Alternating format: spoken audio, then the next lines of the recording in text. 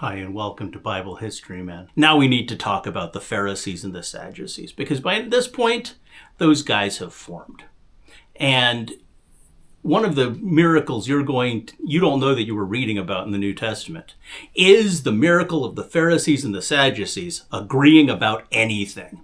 Now, this whole conflict, if you remember, goes the whole way back to the Hellenizers and the priests who were Hellenized and trying to become more and more Greek, and the people under, like Judas Maccabeus and his father Mattathias, who fought back to destroy them. Now, that debate has moved a considerable area. Nobody's trying to become Gentile anymore.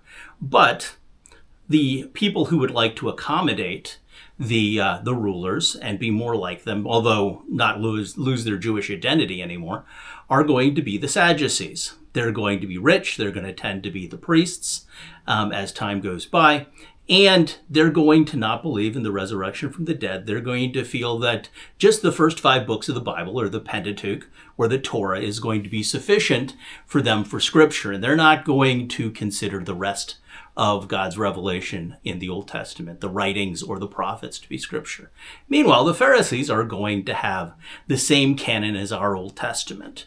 They're going to look into the writings. They're going to also have a whole extra set of rules to make sure that people follow the traditions of the fathers. And the reason that I'm going to bring this up at this time is because the rulers of Judea are going to switch sides from the Pharisees because they're descendants of the brother of Judas Maccabeus, and they're going to switch over to join with the Sadducees. They've already lost a great deal of credit with the people, which is kind of what the Pharisees thing is. And I bring that up because the children of John Hyrcanus, and they're just going to take the title king. They're going to put crowns on their heads. And this is going to be despite the fact that they are not descended from David. They're not even of the tribe of Judah. And obviously the Pharisees are not going to want to put up with this for just even 1 second. And so they're going to switch sides over to the Sadducees. And that's where their political support is going to be. Now, Alexander Jannaeus is famous for one event that took place during his rule, because he wasn't getting along with the Pharisees at all. He is going to have the Pharisees crucified. He's going to have 800 Pharisees crucified. And it's going to be pretty grisly, because while they're up there on the cross, he's going to have their family members brought before them and put to death. And this is going to cause a lot of bad blood between the Pharisees and the Sadducees. And when Alexander Jannaeus dies, in order to make peace, his widow is going to hand his body over to the Pharisees. And this is going to be a symbol of the Pharisees now being able to take over. And the Pharisees are going to form a council called the Sanhedrin.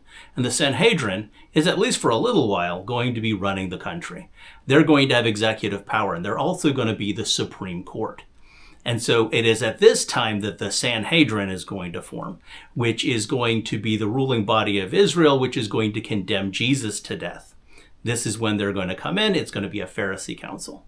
And after the death of Alexander Jannaeus, they are going to have his widow be the queen mum, and then his son, Hyrcanus II, they're going to name him high priest.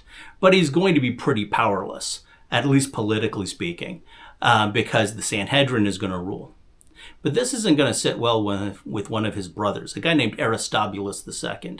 Aristobulus II is going to want to be king and maintain his position. And so if Hyrcanus isn't going to rule, Aristobulus is. And so Aristobulus is going to take up arms. He's going to take some fortresses, and the two are going to engage in battle.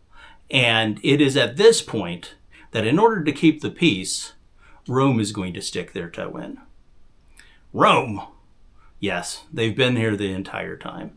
And next time on Bible History, Man, we're going to need to talk about Rome, because Rome and its culture is going to be a really big part of the New Testament and what's going on in Judea when Jesus walks the earth. Well, that's another one of my episodes. Thank you so much for watching the whole way. If you have any questions, please leave them in the comments below. I love to answer questions. And if you're interested in it, I would love to talk about it. Also, if you have any other ideas about things that I could tell you about biblical history, I'm always open to suggestions because it's what you want to hear that I would like to talk about. Now, if you like biblical history, like I like biblical history, or even a fraction as much as I like biblical history, I have a book out called A Helpful Handbook of Hebrew History.